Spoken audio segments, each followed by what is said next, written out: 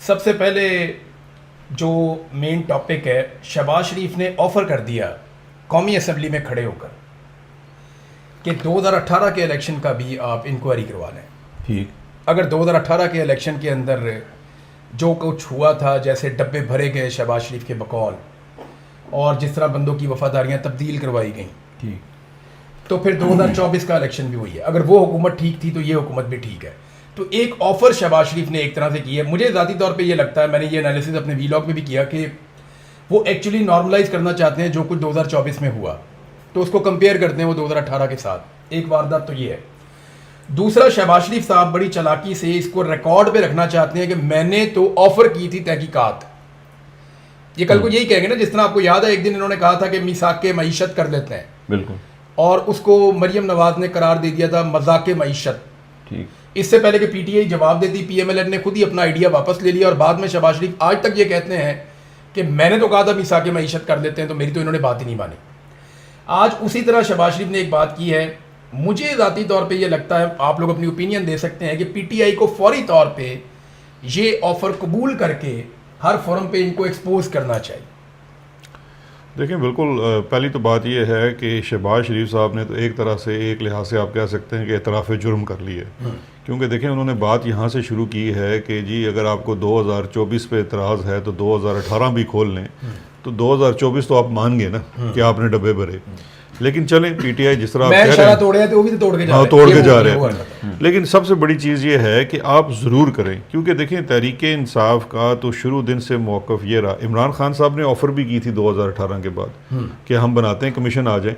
इन्होंने एक भी इलेक्शन उज़रदारी नहीं की 2018 के ऊपर, और 2018 के ऊपर बाय द वे हमारे वो जो 35 उज़रदारियां उस वक्त पीटीआई की थी जी। और फाफन के जो वो थे हमारे, क्या उनका नाम, सरवर बारी साहब, वो ऑन रिकॉर्ड हैं, क्योंकि वो इलेक्शन को मॉनिटर कर रहे, वो ऑन रिकॉर्ड हैं कि उस वक्त जो आरटीएस बैठा उसका फ़ायदा दरअसल उस वक्त की इस्टेब्लिशमेंट को हुआ, क्योंकि वो चाहते थे कि तहरीक इंसाफ की हुकूमत सिंपल मेजॉरिटी के साथ इक़्तिदार में ना आए। आप जीती हुई सीटें वहाँ पे हारी हैं, फिर इस तरह से मैनेज किया गया जिस तरह से 2024 में किया गया। उस हद तक तो नवाज शहबाज शरीफ ठीक है, लेकिन जुल्म किसके साथ हुआ ये। अब असल चीज़ ये है कि जी ज़रूर तहरीक इंसाफ को तो फौरी तौर पे मैंने नहीं फॉलो किया कि अगर, क्योंकि दोनों ने लीडर ऑफ हाउस अगर बात करता है तो लीडर ऑफ अपोजिशन को भी फ़ौरन बात करनी चाहिए। लीडर ऑफ अपोजिशन को फ़ौरन ये ऑफ़र एक्सेप्ट करनी चाहिए थी, एक शर्त के साथ कि जनाब आज़ाद कमीशन होगा, अंपायर आपका नहीं होगा। शरीफों का शुरू से यही मसला रहा है ना कि उन्होंने अंपायर अपने लगाए, तो आपका अंपायर नहीं होगा, इंडिपेंडेंट अंपायर कर लें, कोई इंडिपेंडेंट बंदा कर लें जिसके ऊपर सब कुछ। इज इट पॉसिबल कि ये इंक्वायरी पाकिस्तान के अंदर से कोई करे ही ना? क्योंकि देखें, जब फौज और फौजी जर्नैल खड़े हुए होते हैं ना, तो पाकिस्तान का कोई इदारा, कोई रिटायर्ड जज भी ये हिम्मत नहीं करता कि उनके बच्चों का भी जीना हराम नहीं। लेकिन देखें, क्या ये मुमकिन है जैसे ये स्कॉटलैंड यार्ड में पाकिस्तान में? उसमें प्रॉब्लम सुन लेना।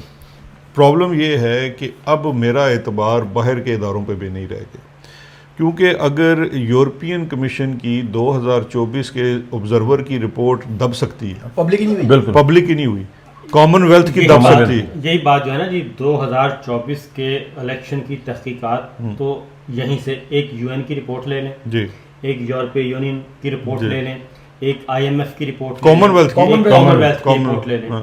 ये 4 रिपोर्ट्स तो हैं बाहर, जो कि 2024 के इलेक्शन के बारे में पड़ी हुई, और उसके बाद यहाँ से स्टार्ट करें। अगली बात है, पहले ज़रा 2018 की बात कर लें। 2018 के इंतखाबात में हम बैठे थे, लाइव ट्रांसमिशन कर रहे थे, रिजल्ट्स आ रहे थे और पीटीआई जीत रही थी। आरटीएस बैठने से पहले अचानक खबर आई कि जी आरटीएस बैठ गया, रिजल्ट रुक गए। और वो इसलिए रोके गए थे कि इमरान खान की सिंपल मेजॉरिटी को रोकना था। और वही नंबर्स किस में तकसीम किए गए? 15 नंबर वो बाप पार्टी को दिए गए, वो एमक्यूएम को दिए गए, वो दिए गए आपके काफ लीग को, वो दिए गए आपके नून लीग को, इनको दिए गए वो नंबर। और वही नंबर फिर कब इस्तेमाल किए गए? जब आपका रेजिम चेंज ऑपरेशन होना था। एग्जैक्टली वही बंदे थे। 20 से ज्यादा सीटें छीनी गई थी जी हाँ, और कराची में चंद सीटें दी भी गई थी। तो इमरान भाई वही 20 लोग थे जिन्होंने हफीज शेख को वोट नहीं डाला था। पंजाब में एग्जैक्ट वही नंबर आया था। हमें जब हम एक पहलू देख रहे हैं ना, तो दूसरा भी देखना चाहिए। मिलिट्री एस्टेब्लिशमेंट ने आरटीएस को बिठा के पंजाब, सेंट्रल पंजाब में, क्योंकि मैं ग्राउंड पे था, मैंने सर्वे किया था और पक्की रिपोर्ट्स थी, मकामी जर्नलिस्ट भी हैरान थे कि ये मुमकिन नहीं है कि यहाँ पे पीटीआई हार जाए। वेव चली हुई थी।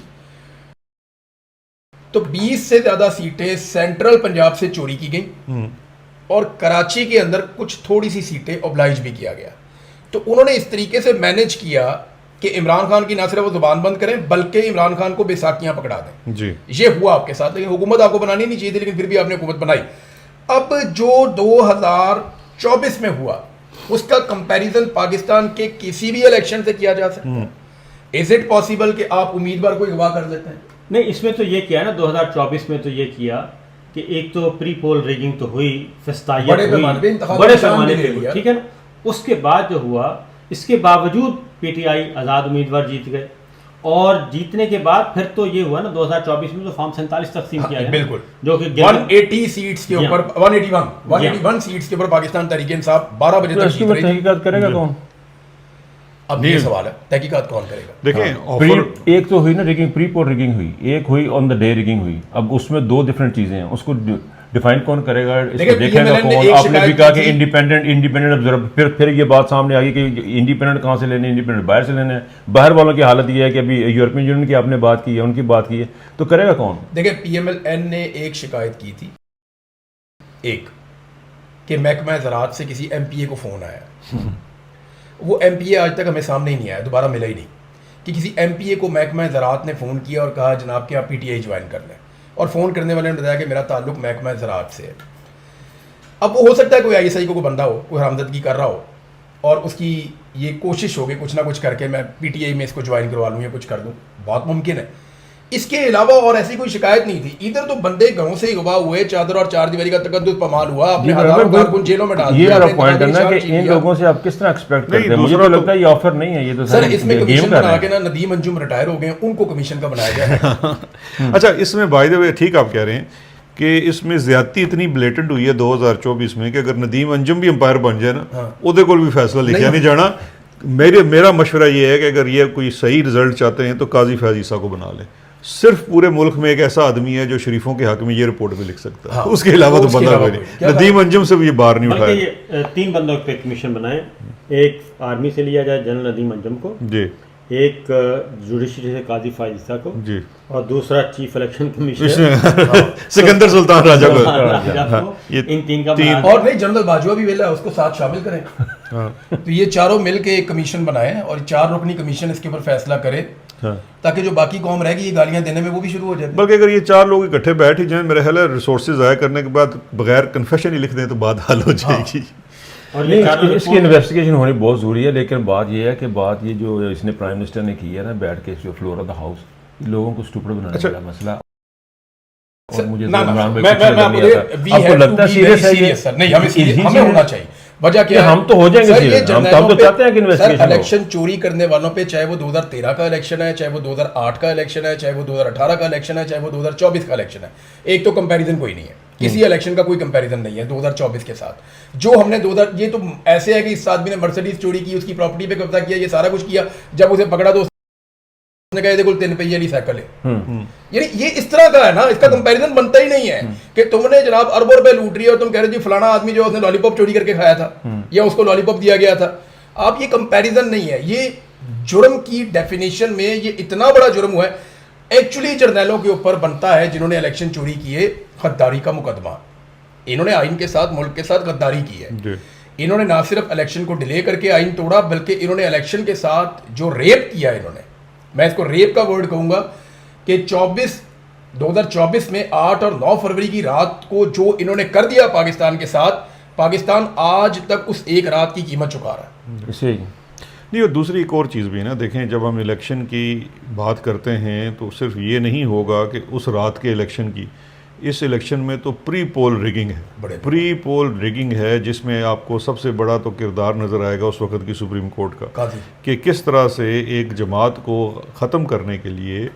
अच्छा, इंटरेस्टिंग ब्यूरोक्रेसी से आरोज जी, आरोज के बाद, अच्छा वो देखें ना, आज तक तो इस चीज़ का ही फैसला नहीं हो सका कि आपके पिंडी के कमिश्नर ने जो वो स्टेटमेंट दी थी किधर है? वो किधर तो गया, उस स्टेटमेंट की आप कोई कर लें, जिसने तो साफ नाम नॉमिनेट कर दिया था ना कि जी चीफ इलेक्शन कमिश्नर और चीफ जस्टिस ऑफ पाकिस्तान, इन दोनों ने मिलकर ये सारा इलेक्शन चोरी किया। तो ये कैसा मुल्क है जिसके अंदर इसकी भी कोई तफ्तीश नहीं है, कोई तहकीक नहीं है। लेकिन देखिए इसमें एक और चीज़ भी है ना, अब मूविंग फॉरवर्ड वाली बात है। एक बड़ा अहम सवाल है, मैं आप सब दोस्तों से करना चाहता हूँ। चलें, ये तो मुझे नज़र आ गया, वो ओवर ड्रेस्ड प्राइम मिनिस्टर साहब आज मतलब देखें 23 जून है और 23 जून को डबल ब्रेस्ट कोट पहन के, और वो कपड़ा भी मुझे खासा गर्म लग रहा नहीं, था। वो पहले उसने बहुत ड्रामा किया, वो हमेशा खाकी कलर का एक सूट पहनता था और एक सफारी सूट पहन के उन्होंने ये साबित करने की कोशिश की कि मैं अवामी आदमी हूँ। फिर उन्होंने कहा कि मैं ये कपड़े अपने बेच दूंगा अवाम को आटा खिलाने के लिए। फिर उन्होंने उसके बाद कॉम बेच दी, PIA बेच दिया, पाकिस्तान का सारा सौदा बेच के असल में अब वो महंगे सूट पहन के फिरता है। ये मियाँ शरीफ का वो बच्चा है जो प्रिटेंड ये करता है कि वो हबीब जालिब का है, हत्ता कि हम सबको पता है कि ये मियाँ मोहम्मद शरीफ साहब का बेटा और पहनावे से वो प्रिटेंड करता है कि जैसे वो यहाँ पे कोई इधर ऑक्सफोर्ड का रहने वाला है। ऑक्सफोर्ड। लेकिन अब मुझे ये बताएं कि अपोजिशन कहाँ है, मुझे सिर्फ ये बता देना। देखें, ये ऐवान में आते हैं, ऐवान में आके ऐसी तकरीर भी करे जाते हैं। मुझे एक सिर्फ इशू है कि अपोजिशन की जानिब से, चलें एक तो उनके ऊपर जुल्म बहुत है, वो बात करते भी हैं तो एयर नहीं होती, सब कुछ है, लेकिन एक बी फिटिंग रिस्पॉन्स नहीं आना चाहिए ऑन द फीट के opposition leader of the opposition खड़ा हो और कहे जनाब कि बिल्कुल हम आपकी ऑफर एक्सेप्ट करते हैं, अब आपने भागना नहीं है। प्रेस कॉन्फ्रेंस करनी चाहिए, बिठा ले इनको कि आ जाओ भी बैठो, क्या अब आपने भागना नहीं है, आप बताएं, आ जाएं, कर लें इसकी, दोनों का 18 का भी कर लें। और अभी जो बाय द वे जो अपोजिशन लीडर हैं उनका स्टेक तो ना 18 में ना 24 में। शहजाद अकबर साहब बैठे हुए ना, स्पीकर ने एक बात की, तरह शहजाद अकबर साहब सिस्टम में थे, इनसे पूछते हैं। इजाज चौधरी साहब के प्रोडक्शन ऑर्डर्स के ऊपर एक दफ़ा भी अमल दरामद नहीं हुआ। स्पीकर ने कहा जी हम आपकी मिन्नतें किया करते थे, आप प्रोडक्शन ऑर्डर नहीं देते थे, हकायक हम जानते हैं, आप बताएं आपके पास गवर्नमेंट में उस वक्त क्या चल रहा था? जो उस वक्त नहीं, प्रोडक्शन ऑर्डर किसका नहीं हुआ? जिस हमजा शहबाज तो रहा ही वहां पे है सर, हमजा शहबाज तो पंजाब की बात है ना। आपका सबसे बड़ा आदमी ख्वाजा आसिफ ना सिर्फ प्रोडक्शन ऑर्डर इशू होने के ऊपर बाकायदगी के साथ असेंबली आता था, बल्कि असेंबली में नहीं जाता था और सारा दिन अपनी लॉजेस के अंदर रहता था। हत्ता कि उस वक़्त, आज जो इस वक्त सिस्टम का सबसे फेवरेट आदमी है फैसल वाडा, वो सुबह शाम आके प्राइम मिनिस्टर हाउस में शिकायत करता था जी कि इसको अडियाला रखें, ये इधर क्यों रहता है, प्रोडक्शन ऑर्डर का मतलब ये है। लेकिन वजह फिर कोई और होनी है नहीं, हाँ वजह जो भी देखें उस वक्त क्या था, और ये क्रेडिट देना चाहिए असद कैसर साहब को।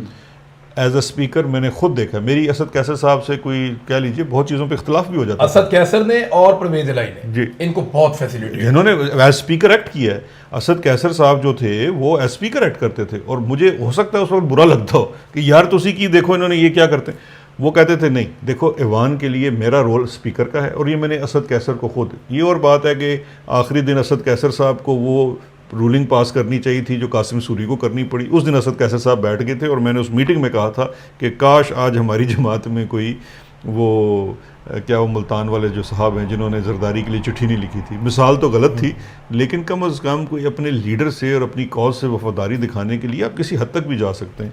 वो चीज़ हमारे अंदर नहीं थी। लेकिन जहाँ तक ये बात है, मैंने ऑन रिकॉर्ड है कि मैंने उस दिन भी ख्वाजा आसिफ को कोट करके ट्वीट की थी कि मैंने कहा जवाब दो ना कि पहले दिन जेल में आपको मेमोरी फोम पहुँचा दिया गया था जिस दिन आप अरेस्ट हुए थे, क्योंकि आपने बताया हमें कमर की तकलीफ़ है, आपको मेमोरी फोम पहुँचा दिया गया।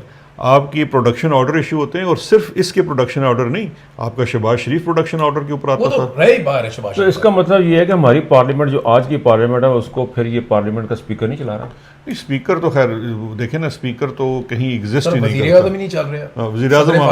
सदर पाकिस्तान का स्टेटमेंट सुना, पीपल्स पार्टी जिसने अपनी पूरी पॉलिटिक्स को जब दोबारा खड़ा किया 80s में, तो एंटी एस्टेब्लिशमेंट बयानिया के ऊपर खड़ा किया। भुट्टो की फांसी से पहले जब भुट्टो के अच्छे ताल्लुकात थे जर्नैलों के साथ, तो भुट्टो ने इस पार्टी को बिल्कुल ऐसे रखा जैसे काफ लीग है। भुट्टो ने जर्नैलों को डैडी भी कहा, उनके साथ बहुत ताल्लुकात बनाए। भुट्टो ने जर्नैलों के कहने के ऊपर पाकिस्तान में हर तरह का गंद मारा, उसने मुखालिफिन के ऊपर मुकदमात करवाए, भुट्टो ने बहुत जुल्म करवाया, बंदे भी पाकिस्तान में मरे। भुट्टो की कोई पॉलिटिक्स जब उसने अपनी ज़िंदगी में आगाज़ की तो कोई काबिल फ़ख्र नहीं है, उसके ऊपर कोई आदमी फ़ख्र नहीं करता, तो बहुत जुल्म किया उसने। लेकिन अगर जुल्फ़िकार अली भुट्टो साहब को फांसी ना दी जाती, हाँ, तो वो पाकिस्तान का बहुत बड़ा मुजरिम होता, वो बहुत बड़ा विलन जमहूरियत के तौर पे उनको जाना जाता। भुट्टो ने फांसी लेकर अपना दाग धो दिया, पीपल्स पार्टी ने बेनज़ीर भुट्टो की क़यादत के अंदर एक इनकलाबी पॉलिटिकल पार्टी, या कम से कम चले इनकलाबी नहीं तो एक ऐसी पॉलिटिकल पार्टी जो एंटी एस्टेब्लिशमेंट थी, बीपी ने वो सारा वैक्यूम कवर कर लिया। आज आसिफ अली जरदारी खड़ा होकर सिंध में कहता है, जहां भुट्टो दफन है, वहां पे एक जरदारी खड़ा होकर उस पार्टी पे कब्जा करके वो ये कहता है कि हमने एस्टेब्लिशमेंट के हाथ मजबूत करने हैं। बड़ा ही अनयूजुअल स्टेटमेंट है। सरदर्द तो है ही नहीं कोई आपका, ये तो एक टाउट है जो वहां बैठा हुआ है, उसका बेटा वो उससे बड़ा टाउट है। और इनको पता है कि वो शहबाज शरीफ कहता है ना, ए वतन की मट्टी मुझे एड़ियां रगड़ने दे, मुझे यकीन है कि चश्मा यहीं से निकलेगा। ये सारे मिलके ना जीएचक्यू के बाहर एड़ियां रगड़ रहे हैं कि चश्मा इधर से ही निकलेगा, इक्तदार का चश्मा इनका वहां से फूटता है। हत्ता कि इनको बताएं इमरान साहब, मैं खुद पोठवार से हूँ, वहाँ पानी जो है ना वो 180-90 फीट से नीचे ही जाता है। एड़ियों से तो नहीं निकलता, ये एड़ियां बहुत रगड़नी पड़ेगी। वो तो चश्मे नहीं निकलेंगे, छोटे छोटे ना नाला नहीं निकल सकता है। अच्छा सर, मूविंग फॉरवर्ड मुझे ये बताएं कि ये तो चले हो गया, इन्होंने ऑफर की, मेरा नहीं लगता ये सीरियस है, लेकिन वे फॉरवर्ड अब क्या है? क्या हम अडियाला की तरफ देख रहे हैं? बड़ा इंपॉर्टेंट है। अडियाला की तरफ मुझे लेके चले ना, कि अभी कुछ जो सुनने में आ रहा है इस वक्त कि कोई तहरीक चलाने की भी सोची जा रही है, अडियाला की तरफ मार्च के ऊपर भी बड़ी सीरियस कंसिडरेशन हो रही है। पहले आप एक स्केच बना लें, और वो हम सबको बनाना पड़ेगा क्योंकि हम सब इमरान खान को अलग अलग एंगल से जानते हैं। आपने उनके साथ काम किया हुआ है, आपने बहुत लंबा अरसा इमरान खान साहब के साथ रिपोर्टिंग की और आपका एक दोस्ती वाला ताल्लुक भी है। मैंने प्रोफेशनली इमरान खान का ना सिर्फ इंटरव्यूज़ किए, बल्कि वो पिछले जब से रिजीम चेंज ऑपरेशन हुआ उसके बाद से लगातार मैंने उनको बहुत ऑब्जर्व भी किया, बहुत मुलाकातें करने का मौका भी मिला। मैंने बहुत सारी चीज़ें जो उनसे सुनी वो मुझे लगा कि वो ठीक नहीं है, लेकिन बाद में वो ठीक साबित हुई। हम पहले उसकी एक शख्सियत को स्केच कर लेते जी, कि क्या इमरान खान एक डील दे सकता है आसिम मुनीर को और मौजूदा रजीम को, और अगर दे सकता है तो किस नौइयत की और किस लेवल तक दे सकता है? मेरे ख्याल में सबसे पहले आप बताएं। नहीं देखें, इसके साथ एक बुनियादी सवाल दूसरा भी है कि क्या उसको डील देनी चाहिए या नहीं। दो चीज़ें ना यहाँ पे। सर वो इखलाकियात को छोड़ना, उसकी शख्सियत पे नहीं, शख्सियत पे आ जाए। मैं अगर आप मुझसे शख्सियत का पूछे ना, तो मैं आपको दुनिया की बात बता देता हूँ जो इमरान खान के ऊपर सबसे बड़ा इल्ज़ाम है, और जिसका इमरान खान ने बड़ा जवाब भी दिया होगा। मैं आपको बताऊँगा तो आपको याद आ जाएगा। इमरान खान के ऊपर सबसे बड़ा अपोजिशन क्या एतराज़ करती थी आज से 10 साल पहले, 12 साल पहले, कि जी यू टर्न बड़े लेता है, ठीक है। उसके ऊपर खान साहब की रिकॉर्ड के ऊपर स्टेटमेंट मौजूद है कि जिसको आप यू टर्न कहते हैं ना, वो बेसिकली सियासत में आगे बढ़ने का कदम है। स्ट्रेटजी चेंज करते हैं, या अगर आपको ये एहसास हो कि यार मेरी ये बात दुरुस्त नहीं थी या मेरा ये लाइन दुरुस्त नहीं थी, तो मैं नहीं होनी चाहिए सियासत के अंदर, इस चीज़ के अंदर मैं का कोई किरदार नहीं है। अगर आप मुझसे ये पूछेंगे कि way forward, but real way forward, Imran Khan के साथ आप एक काम नहीं कर सकते, उसके साथ आप 2 नंबरी नहीं कर सकते। आप उसके पास जाएंगे ना, उसे कहेंगे खान साहब जेल ब्रेक का एक आइडिया है, he will never listen to you. आप उसको बताएंगे खान साहब आपके साथ बड़ी ज़्यादती हुई है, लेकिन अब आगे बढ़ने का एक तरीका है, एक रास्ता है, सिर्फ उस तरीके और रास्ते को ना आपने कानूनी बनाना है। आप इमरान खान के पास कोई गैर कानूनी प्रपोज़ल लेकर जाएंगे, कोई आप उसके पास रिजीम चेंज का प्रपोजल ले जाएंगे, तो वे जाके आप कोई चीज़ करेंगे, वो नहीं मानेगा। क्योंकि देखें, अगर उसने मानना होता तो ये 3 साल तो उसने जेल में नहीं रहना था, वो 3 दिन ना जेल में रहता। देखें पाकिस्तान वो तो उसको एक दिन पहले भी, आज अलीमा खान ने कहा कि एक दिन पहले ऑफर थी। देखें पाकिस्तान की तारीख के अंदर मेरा नहीं ख्याल कि किसी शख्स की प्रिंसली लाइफ रही होगी जितनी प्रिंसली लाइफ एक इंसान होता है ना जो पैदा ही शहजादा होता है, वो शख्स तो पैदा ही शहजादा हुआ ना, बचपन से ही वो एक सुपरस्टार बन गया। और आपने देखा है, आप इधर मुझे बताएं ना, आप इधर बरतानिया में रहते हैं, यहाँ पे लोग आपको हाथों पे नहीं उठाते सिर्फ इसलिए कि आप एक स्टैंड पे खड़े। आपको सिर्फ लोग मिलेंगे वो जो हमारे ओवरसीज हैं। इमरान खान को तो यहाँ गोरे भी उठाते, पूरी दुनिया, मतलब देखे ना, उसकी वजह है कि उसका स्टारडम जो है वो चाहे स्पोर्ट्स है या फिलॉन्थ्रपी है या सियासत है या कॉजेज हैं, जब पूरा पाकिस्तान अमेरिका के सामने, सर देखिए ऐसा नहीं है कि उसको उसके माँ बाप ने लेके पूरा पाकिस्तान बशमूल हमारे मौलवी साहिबान के अमेरिका की वॉर ऑन टेरर के ऊपर दोनों हाथ जोड़कर खड़े थे। उस वक्त इमरान खान एक सिंगुलर पार्टी थी जिसने कहा वॉर ऑन टेरर भी गलत है, ड्रोन भी गलत हैं, ये अमेरिका की सारी जंग गलत है और ये अफगानिस्तान के अंदर इनकी स्ट्रेटजी भी गलत है। आज वो साबित हो गया।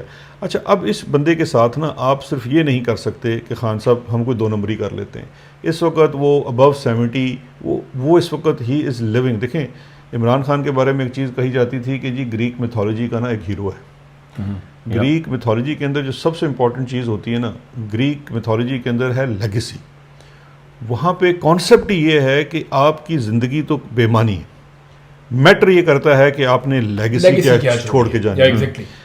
इमरान खान के लिए वो ज़्यादा ज़रूरी है। आज आप इमरान खान के साथ, आप कहते हैं ना जी कोई बड़े से बड़ा बंदा, आज भी कोई बंदा अगर उसके साथ, ये अभी तक प्रॉब्लम ये है कि जो बंदा बेचते हैं ना इस्टेब्लिशमेंट वाले, वो जाके उसको डील ऑफर करने की कोशिश करता है। यार वो डील में इंटरेस्टेड ही नहीं है, आप उसके साथ बैठे। अच्छा, मैं आपको एक और चीज़ बताता हूँ प्रैक्टिकल। आप ये कह रहे हैं, सिंपल इसको करते हैं थोड़ा सा, आम आदमी भी सुन रहा है ना, इसको ये हम बता देते हैं कि अभी तक की गुफ्तगू का मतलब ये है कि इमरान खान डील पे आमादा नहीं है, रास्ता वो निकालेगा। बिल्कुल निकाल। देखिए मैं उसको एक छोटी सी मिसाल दे देता हूँ। आप देखिए कि हमारे पुराने सदर आरिफ अलवी साहब ऑन रिकॉर्ड हैं, जब आसिम मुनीर साहब को बाद अज रिटायरमेंट आर्मी चीफ बनाया गया, तो आरिफ अलवी साहब ने जाके बात की ना इमरान खान साहब से कि जी आप, एक रास्ता ये है कि उनको ये लगता है कि जी आप इसमें कोई मसला करेंगे, आप इसमें कोई मसला ना करें। तो इमरान खान ने बड़ी खूबसूरत बात की थी जो अलवी साहब ने रिपोर्ट की है। उन्होंने कहा यार एक बंदा जब बन गया तो मैं कौन होता हूँ उसके ऊपर करके इतराज़ करने वाला। ठीक है, उसको बना दिया गया तो ठीक है, ये मेरा इशू नहीं है, मुझे तो उसके काम से गर्ज है ना। तो मुझे बताएं, अगर इमरान खान ने कोई पर्सनल ग्रज रखना होता तो वो तो पहले दिन ही सुप्रीम कोर्ट जाके खड़ा होता जाता। उस वक्त तो उन्होंने इतने पंजे नहीं जमाए थे ना कोर्ट के ऊपर। 2 जजों ने आपके खिलाफ दे देना था भाई आप रिटायरमेंट के बाद नहीं बन सकते, आपकी मॉरल अथॉरिटी खत्म हो जानी थी। लेकिन इमरान खान ने वो रास्ता नहीं अपनाया। मेरे पास आईनी इख्तियार दी इनके पास है, उनके जो है सदर ने बनाया ये सब कुछ। अब कहने का मकसद ये है कि इमरान खान बिल्कुल पॉजिटिवली काम कर सकता है, लेकिन इन्होंने क्या कोई पॉजिटिविटी की चीज़ छोड़ी है उसके साथ? जो जुल्म उसकी बीवी के साथ हो रहा है, मुझे एक चीज़ बता दीजिए कि जो रिपोर्टें वहाँ से आती हैं ये तो किसी जहनी बीमारी का बताते हैं कि आप एक शख्स की बीवी को, जो सियासत में नहीं है, सिर्फ इसलिए कि आपको आज तक उसकी कमज़ोरी नहीं मिल रही और आप उस बीवी को कमज़ोरी बनाना चाहते हैं। और मुझे ये कहना पड़ेगा कि यार उस औरत को भी दाद देनी पड़ती है कि जिसने ये कमज़ोरी नहीं बनने दिया, वरना सर मतलब बहुत सारी बीवियाँ तो पहले चपेट जूती उठा के शुरू हो जाए ना खावंद को, तूने मुझे कहाँ फंसा दिए। लेकिन आपने उनका रिजॉल्व चेक कर लिया, 3 साल हो गए हैं जुल्म के। अब तो देखें ना, आपको 5 साल हो गए हैं। 5 साल बाद आपने किधर लेके जाना है? इकॉनमी आपकी ज़ीरो है, सियासत आपकी ज़ीरो है, लॉ एंड ऑर्डर आपके पास नहीं है, पड़ोसी किसी से आपका ताल्लुक अच्छा नहीं है और आप चौथे महल्ले में सुलह कराने फिर रहे हैं। तो मुझे ये बताएं ना कि इसके बाद अगर आपने वे फॉरवर्ड या मूव फॉरवर्ड करना है, और फिर पूरी बात आ जाती है मक्तदरा की, क्योंकि पूरा जो इस्टेब्लिशमेंट है उसने अपने आप को, देखें पर्सनैलिटीज़ मैटर नहीं करती। आज सुबह मैं और साबिर भाई भी बात कर रहे थे, आसिम मुनीर साहब जो हैं वो ना ही मुशर्रफ से ज़्यादा और ना ही ज़िया-उल हक से ज़्यादा वेस्ट की जो है कोई फेवरेट पर्सनैलिटी हैं या उनके लिए खदमात सर अंजाम दे रहे हैं। इन 2 शख्सियात से ज़्यादा तो किसी ने सर अंजाम नहीं दी ना, किसी जर्नैल ने। और बल्कि इन दोनों से ज़्यादा आपको अयूब खान नहीं बोलना चाहिए। उस वक्त कोल्ड वॉर के दौर में ये फेवरेट लोग पाकिस्तान को इस पूरी जंग में, और उस वक्त पाकिस्तान बशमूल बांग्लादेश था, आपने उस कोल्ड वॉर के दौर में पाकिस्तान को वेस्टर्न ब्लॉक में शामिल किया। तो इतनी बड़ी खिदमात थी और इनकी खिदमात इंस्टीट्यूशनल थी ना, यानी कि अमेरिका का या वेस्ट का जो पूरा इस्टेब्लिशमेंट थी वो आपके साथ थी। इधर तो पर्सनैलिटी है ना कि सिर्फ आप जनाब डोनाल्ड ट्रंप के फेवरेट है, ठीक है यार चलें, अच्छी बात है आपके लिए, लेकिन हजूर लेगेसी क्या है? आप छोड़ के क्या जाएंगे? आपने इन 5 सालों में छोड़ के जाएंगे भूख, नंग, गिरती हुई मईशत, गुर्बत, बेरोजगारी और दहशतगर्दी और इंतहाई मतनाज़ा इदारा और नफरत। क्योंकि देखें ना, इदारा आपने मतनाज़ा कर दिया। हम आगे चले गए। मैं जरा थोड़ा सा नजर भाई, मैं आपके पास आता हूँ साबिर भाई से। नहीं ठीक है। साबिर भाई, ऑफर इमरान खान साहब को की जाती है बार बार, वो क्या ऑफर कर सकते हैं? और अब पिछले दिनों से ये खबरें आना शुरू हो गई कि सिस्टम थकना शुरू हो गया। सिस्टम क्यों थक रहा है? एक तरफ में नजर आ रहा है कि पाकिस्तान तहरीक इंसाफ की क़यादत जो है वो अब उस तरीके से एहतजाजी सियासत नहीं कर रही, ना वो वैसे जोर लगा रहे हैं जैसे पहले लगा रहे थे। तो फिर सिस्टम के थकने की वजह क्या है, क्या समझ आ रही? नहीं, सबसे पहले इमरान खान को जो इन्होंने समझा था ना, वो कैलकुलेट नहीं हुआ, बिल्कुल अनप्रडिक्टेबल। जो समझ के ये मजाक उड़ाते थे, ये खिलाड़ी है, सारी उम्र क्रिकेट, मम्मी डैडी का लफ्ज़, मम्मी डैडी एक दिन नहीं निकालेगा। हाँ, क्रिकेट खेलिए, इसको पॉलिटिक्स का क्या पता। असल में वही उसकी स्ट्रेंथ थी। क्रिकेट का मैदान क्या होता है जी? 5-5 दिन आपने खेलना है, गर्मी में भी खेलना है, सर्दी में भी खेलना है, और उसके बाद प्रैक्टिस भी करनी है अनथक। इनका ख्याल था कि ये नहीं निकालेगा। उसके बाद इनकी ये असेसमेंट भी थी कि इसको पॉलिटिक्स का नहीं पता, स्टेट्समैनशिप क्या होती है, ये डिप्लोमेट नहीं है। जो इन्होंने उसकी कमज़ोरी वही उसकी स्ट्रेंथ बन गई, एब्सोल्युटली नॉट। ये डिप्लोमेसी, वो कहते हैं डिप्लोमेसी में ये नाकाम हो गया, वही उसकी स्ट्रेंथ बन गई। अब आगे बढ़ते हैं कि 3 साल हो गए, ये अब राना सनाउल्लाह साहब भी बता चुके हैं, ये फौजी भाई भी बता चुके हैं कि हमारे सारे अंदाजे कि हमारा ख्याल था कि ये 3 से 5 दिन, इससे ज़्यादा नहीं निकाल सकेगा, इसीलिए इमरान खान को अटक भेजा गया। अटक में उसको बिस्तर भी नहीं दिया गया, उसको गद्दा भी नहीं दिया गया, फर्श पे लिटाया गया, कीड़े मकोड़े वो वाला काम किया गया। और इनका ख्याल था कि बस वहाँ पे है भी नहीं कोई। और लेकिन वो जब 8-10 दिन इमरान खान ने गुजार लिए, उसके बाद उसने कहा बस ठीक है, मैं यहाँ पे एडजस्ट कर चुका हूँ, अब जरूरत ही नहीं है अडयाला जेल भी, कोई एप्लीकेशन नहीं। 2 हफ्ते के बाद इन्होंने शिफ्ट जी। किया और तब इमरान खान ने स्टेटमेंट दिया कि मैं अच्छा खासा एडजस्ट हो गया हूँ। ठीक है, उसके बाद 3 साल में एक दफ़ा भी जेल के अंदर से कोई पैगाम नहीं आया कि जी मैं थक चुका हूँ। अंदर से कोई पैगाम नहीं आया जी कि मैं थक चुका हूँ। बाहर से पैगाम जाता है कि थक बाहर से पैगाम, जितने पैगाम जाते हैं बाहर से गए। जुल्म करने वाला थक गया, अमेरिका जालिम से थक बुला के भेजा गया, जी, बरतानिया से भेजा गया, अरबियों को भेजा गया, अली अमीन गंडापुर अलिया- को भेजा गया। बिस्तर करवा के निकले लोकल्स तो बेशुमार है ना जी, और बहुत सारे सियासतदान हैं, सबका नाम नहीं लेना जी। चाहिए, लेकिन बहुत सारे लोग सारे गए, बड़े बड़े जरगे गए, मैं जाती तौर पे जानता हूँ, बड़े बड़े जरगे गए और उनको भेजा गया। अचानक जेल के दरवाजे खुलते थे और पहुंच जाते थे, तो अंदर से कभी भी। अच्छा, अब ये इनका एक और ख्याल था, इन्होंने कहा कि जरदारी साहब क्या जी, उनके लिए इक़्तिदार बहुत अजीज़ है, मोहतरमा बेनज़ीर, नवाज शरीफ साहब, इक़्तिदार चाहिए ना। बिल्कुल इमरान खान का वो हदफ नहीं है, नहीं प्रीमियरशिप अब उसका हदफ नहीं है। ये अगेन इनकी ये, क्योंकि हमने तो आखिरी रात हम उधर ही थे ना, जो आदमी जिसका वज़ीर आज़म हाउस में कोई एक चप्पल भी नहीं थी, वो डायरी के साथ आया और डायरी के साथ चला गया। हम 3 आदमी थे आखिर में जो रुखसत करने वाले। जब इमरान खान चला गया तो तब हमने वज़ीर आज़म हाउस से निकले, साबिर भाई, अरशद भाई और मैं था, हम 3 लोग थे तो वहाँ पे। ठीक है जी।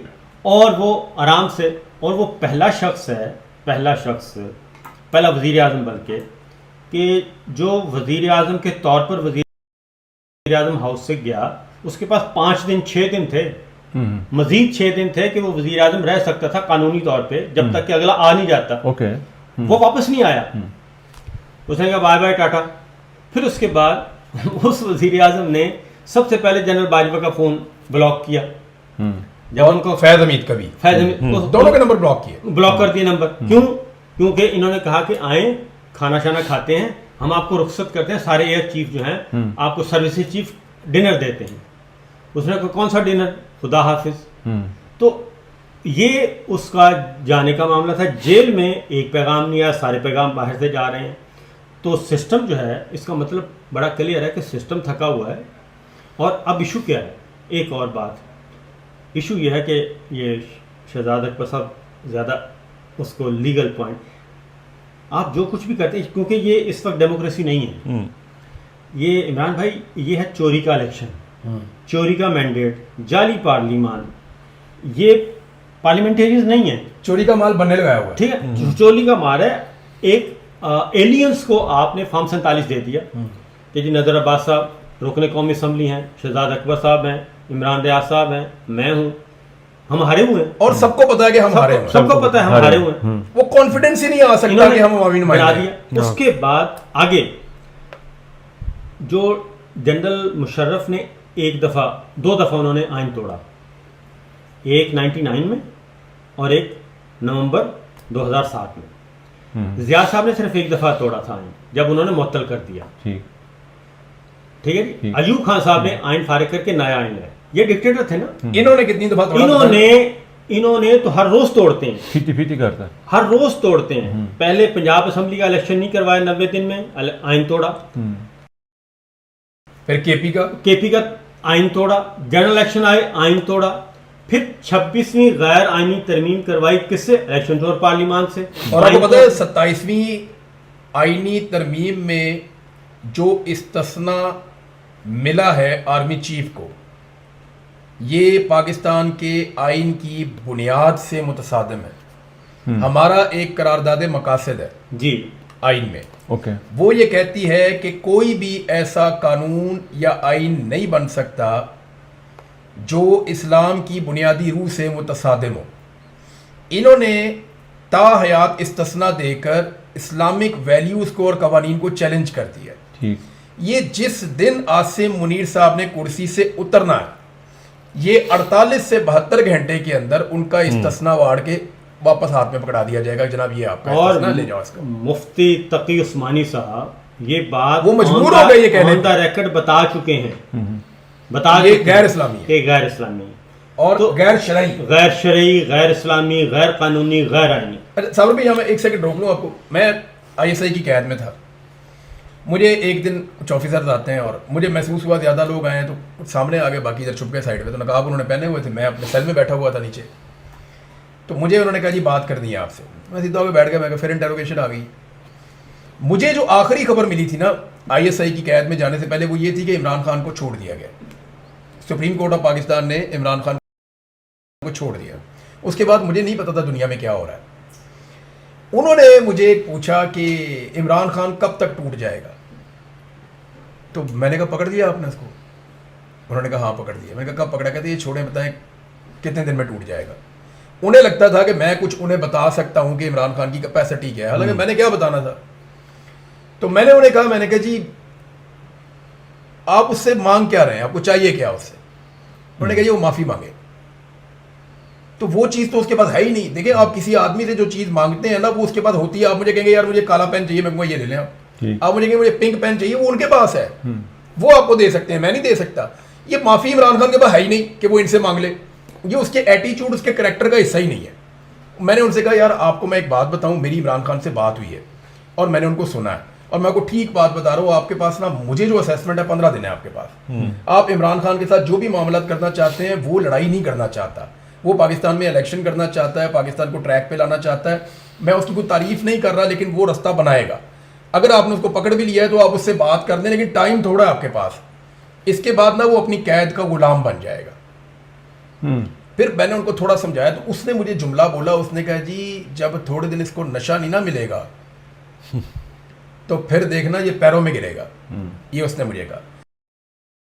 मैंने कहा जी आपकी ना इन्फॉर्मेशन मुझे लगता है आउटडेटेड है। अगर कभी खान ने नशा किया भी होगा ना तो ये वो वक्त नहीं है। अभी वो आपसे जान माल मांगेगा। मैंने उनको कहा, मैंने कहा उसे जान माल मांगेगा और वो एडजस्ट हो जाएगा। आपके पास 2 हफ्ते हैं, आप इमरान खान के साथ जो मामला तय करना है आप कर लें। ये लोग चले गए। मुझे उसने कहा जी कि तुम गाली दे के, जैसे वो कहते हैं गालियाँ वालियाँ देते हैं, बदतमीजी करते हैं, तरह वो बोलते हैं। उन्होंने इमरान खान को गाली दी और उन्होंने पता नहीं 1-2 और सियासतदानों को गाली दी और कहता तुम उनकी तरह हो गए। ये मुझे इस तरह करके बोला। मैंने कहा यार फिर जो तुमने कहना है ना मुझे वो कह दो, मैं वो बोल देता हूँ। मेरे से अगर पूछने आए हो तो जो मैं ठीक बात होगी वही बताऊँगा ना। वो चले गए, फिर वापस आ गए। ये कैद का गुलाम क्या होता है? तब मुझे समझ आई कि ये रिकॉर्डिंग भी सुनते हैं पीछे बैठ के। तो मैंने कहा क्या मतलब? कहते ये कैद का गुलाम क्या होता है? मैंने कहा जी आदमी हर गुजरते दिन के बाद ना एक दिन और गिन लेता है, और फिर आदमी कहता है मैंने इतनी मार खा ली, अब मैंने मुंह नहीं काला करना अपना। यानी मैंने इतनी मार खा ली है, अब मैं डील नहीं करूंगा। अब इमरान खान 3 साल से अंदर है और एग्जैक्टली वही हुआ जब मैं बाहर आया ना। तो ये इमरान खान को जब जेल में शिफ्ट कर रहे थे ना, तो इमरान खान ने स्टेटमेंट दिया हुआ था बीच में कि मैं अब एडजस्ट हो गया हूँ, मुझे यहाँ से शिफ्ट ना किया जाए। वो स्टेटमेंट जब मेरी नजरों से बुरा ना, मैं हैरान हो गया कि देखो अल्लाह ताला कैसे बात पूरी करता है। इमरान खान ने अपना मुश्किल वक्त काट लिया है। इन बेवकूफ़ों को आइडिया नहीं है। वो अब जिस जगह पे, मुझे जब चंद महीने गुजर गए थे ना, तो मुझे ISI की कैद में लगता था मैं अगर यहाँ बैठा भी रहूंगा तो क्या है, एक दिन चला जाऊंगा, नहीं भी चला जाऊंगा तो क्या है, ये मुझे मार भी देंगे तो क्या है। आपको आहिस्ता आहिस्ता ना ये चीजें बेमानी लगना शुरू हो जाती है। सर आपको अपना मकसद बड़ा लगना शुरू हो जाता है। आपको लगता है जिस वजह से मैं यहाँ पे हूँ ना, मैं एक ही दुआ करता था अल्लाह से कि अल्लाह अगर निकालना तो इज्जत से निकालना। मैंने नहीं माननी इनकी गलत बात। तो इमरान खान सर, मैं अपने आप को जो समझता हूँ ना, उससे 100 गुना वो सख्त आदमी है। हम सबको आइडिया ही नहीं है और उसका कद कितना बड़ा है। हम बहुत छोटे छोटे आदमी होके, छोटे छोटे लोग होके, आज साबर भाई यहाँ बैठे हुए हैं, इनके ऊपर 3 दफा अटैक हो गए हैं। आप पाकिस्तान जा नहीं सकते हैं, मेरी सिचुएशन आपके सामने है। तो इमरान खान क्या है सर, पूरी दुनिया उसको जानती है, दुनिया के हर लीडर को उसका नाम पता है, उसके ऊपर किताबें लिखी जाती हैं, उसके ऊपर डॉक्यूमेंट्रीज आती हैं, उसके ऊपर। हम कौन है? सर अगर इस सिस्टम को हम जैसे छोटे छोटे लोग चैलेंज कर सकते हैं ना, अगर सनम जावेद काबू नहीं आ रही ना सिस्टम के, अगर यास्मीन राशिद जैसी डॉक्टर काबू नहीं आ रही, इजाज चौधरी जैसा एक रवायती सियासतदान काबू नहीं आ, रवायती सियासतदान है, अगर परवेज लाई खड़ा हो गया, शाह महमूद कुरैशी अगर जेल काट रहा है, वो सर वो इमरान खान है, 1 लाख आसिम मुनीर निकलते हैं उसके अंदर से, बिल्कुल निकलते हैं, जितना बड़ा वो आदमी है। सर डॉक्टर यास्मीन राशिद हैं, आलिया हमजा हैं, हाँ और ईमान मजारी हैं, वो देखें, ठीक है ना, ईमान मजारी हैं, महरंग बलोच, ये सारे ये इन्होंने मिसकैलकुलेट कर दिया। अब फौजी मिजाज है ना, तो दो ही रास्ते हैं, या गोली मार दो या सरेंडर कर दो।